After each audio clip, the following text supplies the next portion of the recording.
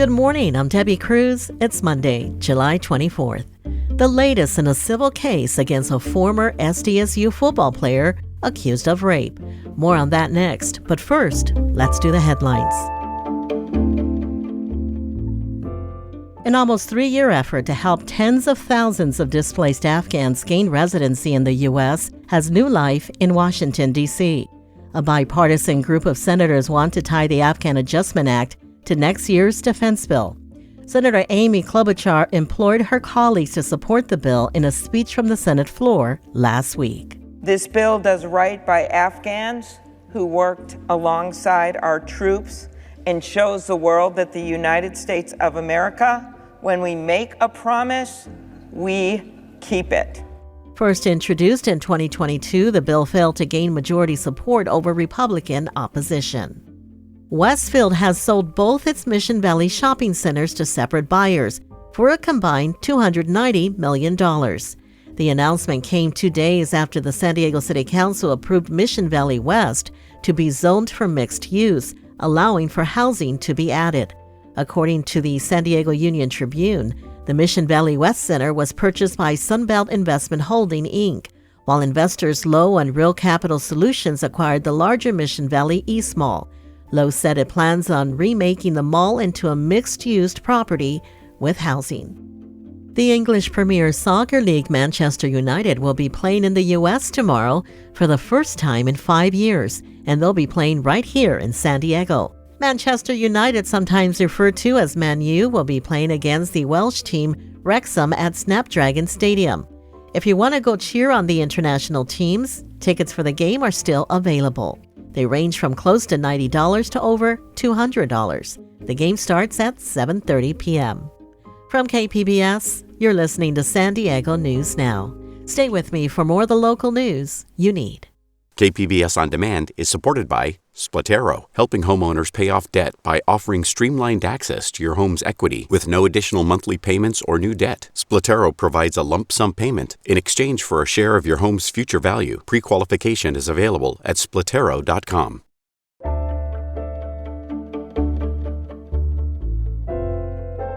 The hearing continues in a civil case against former SDSU football star Matt Adisa. At the center of Friday's arguments were videos of the alleged rape at a house party near the SDSU campus. Reporter Alexander Nguyen has the latest. In court, Matt Ariza's attorney says this is about fairness. Attorney Dixon Merchian says if this were a criminal trial, those videos would definitely be available for Ariza's defense. He says they should be available for Ariza's civil defense as well because the facts of the case are essentially the same. Those videos are They're the best evidence in this case as to whether there was assault, whether there was intoxication. Ariza, along with 4 other former San Diego State football players, are accused in a civil lawsuit of raping a then 17-year-old girl at a house party near the SDSU campus on October 2021. Police obtained the videos of the alleged assault during their criminal investigation. The attorney for the young women said because the clips were from the alleged attacker's point of view and only showed the young women, they have no value for the defense. San Diego Superior Court Judge Matthew Branner says he will issue a ruling in 2 weeks on whether they can be released and entered into evidence. Alexander Nguyen, KPBS News.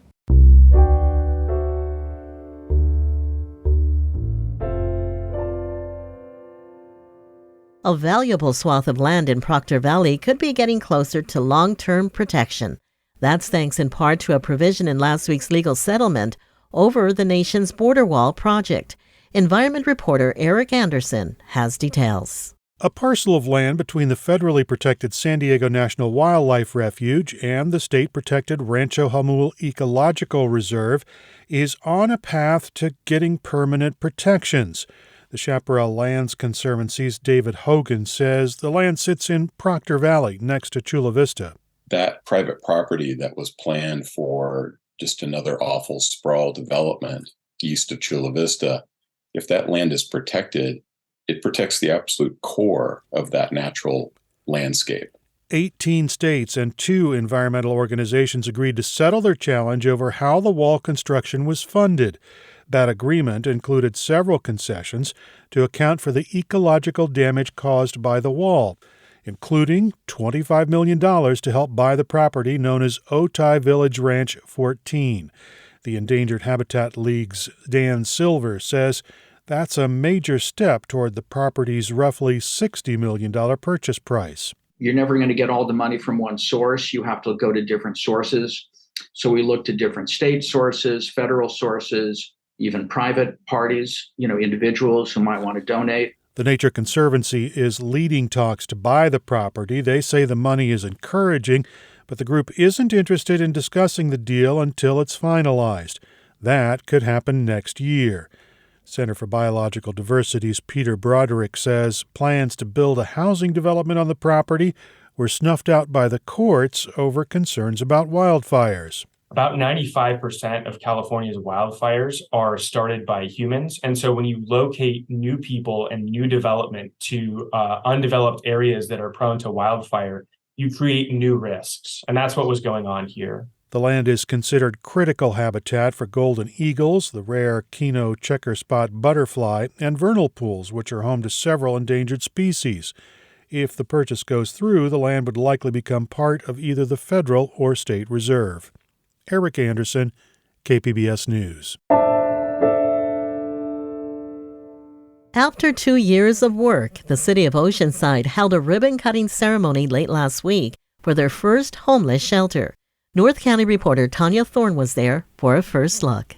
Local, county, and state officials gathered for the opening of Oceanside's first homeless shelter. The property underwent a $7 million renovation to transform the former school grounds into a 50-bed shelter. Donnie D. is the head of the San Diego Rescue Mission, the organization contracted by the city to run the shelter's program. You're going to walk up those steps and you're going to feel like I got a chance. This is not a tent. This is not a parking lot.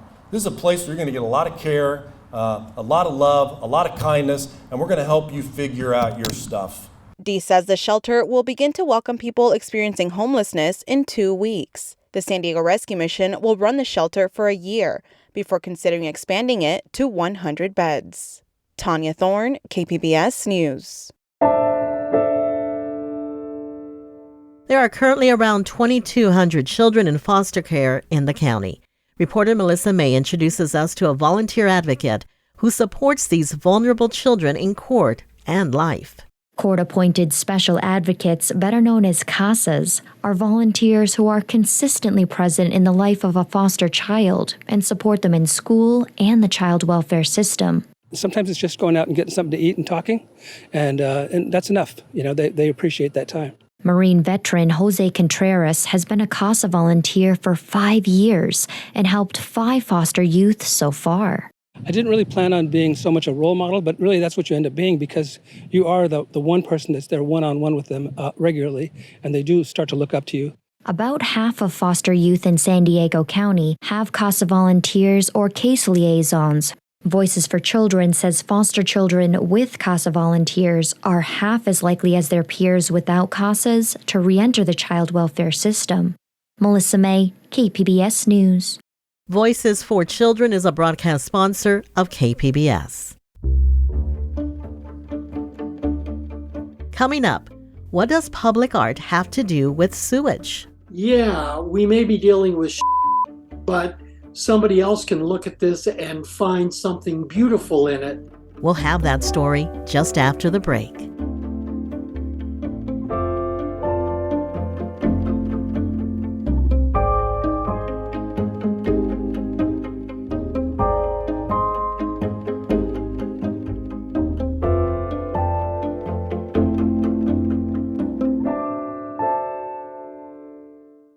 KPBS On Demand is supported by UC San Diego's Art Power, presenting cellist Joshua Roman, performing from his album Immunity, alongside music by J.S. Bach and more. Sunday, June 22nd at UC San Diego's Epstein Family Amphitheater. Reserve your tickets at artpower.ucsd.edu.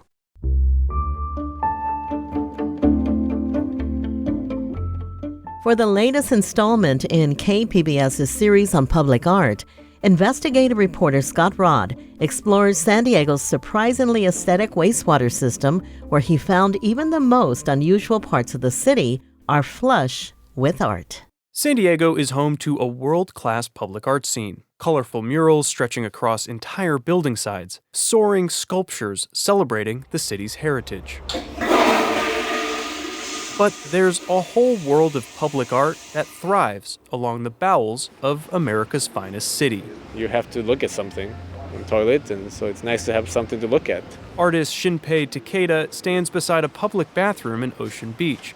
The city of San Diego commissioned him to transform the restroom ceiling back in 2012. The piece is titled My Memory on Top of Your Memory. It features quotes from famous authors, whose names appear on nearby street signs, layered over excerpts from local news stories. Takeda says a public bathroom is an excellent canvas for public expression. If art is something that makes us think, something that makes us reflect, I think it can be anywhere. And where else better to do it when you're doing a most biological business.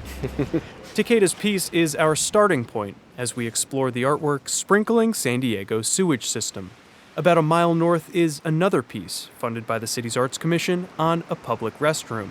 The work, titled Pixelated Summer, is a collage of photo tiles capturing the frenetic joy of nearby Belmont Park and the summer serenity of Mission Beach. Jacob Bishop just wrapped up a morning of metal detecting when he stopped to consider the artwork.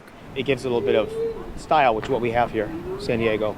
It just adds a little bit of peacefulness, I think. When you flush at these beach bathrooms, the water flows first to a pump station near the San Diego airport. Pump stations help sewage reach treatment plants, and nearly half a dozen of them, from South Bay to Mission Trails Regional Park, feature public art. From the pump station, our effluent expedition continues to the Point Loma wastewater treatment plant. Yeah, we may be dealing with but somebody else can look at this and find something beautiful in it. Richard Turner is a prolific public artist. He produced several pieces on the outside of the Point Loma plant, including a series of abstract metal sculptures and an interactive section of pipe. The exact kind of pipe the plant uses to safely discharge treated wastewater, about 150 million gallons a day, into the ocean. I thought, here I've got an opportunity to actually bring visitors inside the technology of the plant itself. Turner has artwork on 5 wastewater treatment facilities in California, including 2 in San Diego. In addition to the Point Loma facility, Turner left his mark on the Metro Biosolid Center in Kearny Mesa. The center processes treated sludge from Point Loma. The artwork starts at the front gate, continues in the lobby, and spreads throughout the main administrative building. People see it and they ask questions. When I tell them what it is, they find it very interesting. Richard Pitchford is the superintendent at the Metro Biosolid Center. He says the artwork forces visitors to ponder the complex process that happens after they use the bathroom. You flush it, it's gone. I don't have to deal with it anymore. When we deal with it on the other end, and it's actually a fascinating industry. The dung beetle is a recurring motif throughout the installation. The bug eats animal droppings and then recycles nutrients back into the ecosystem. It's a perfect metaphor for the Biosolid Center, which turns semi-processed sludge into fertilizer cakes used to grow non-edible crops. Pitchford says one of his favorite pieces is a series of little floating, logs on one of the hallway walls. They start out a brownish clay color and then slowly turn to a shimmering gold. I probably walked by it several times before I really figured out, this is what it's representing. That you can start out with something that's basically somebody's waste, and by the end of the process, it is worth something. In the end, I suppose that's what all this bathroom art is about, finding meaning and value where you least expect it. Some food for thought the next time you hit the head.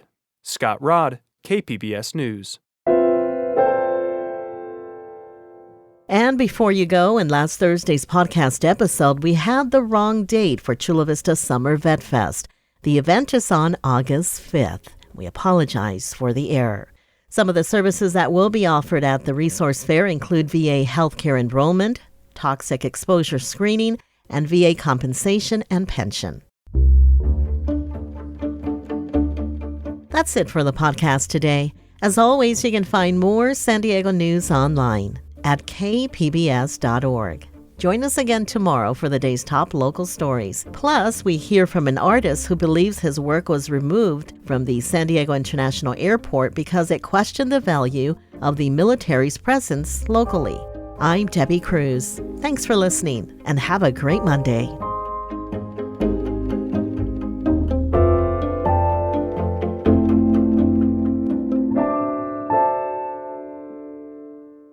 KPBS On Demand is supported by Latino Legacy Foundation, presenting their Storyteller series, Reach for the Stars with Ellen Ochoa, the first Latina astronaut, former NASA director, and San Diego native, Sunday, June 29th. More at latinolegacyfoundation.org.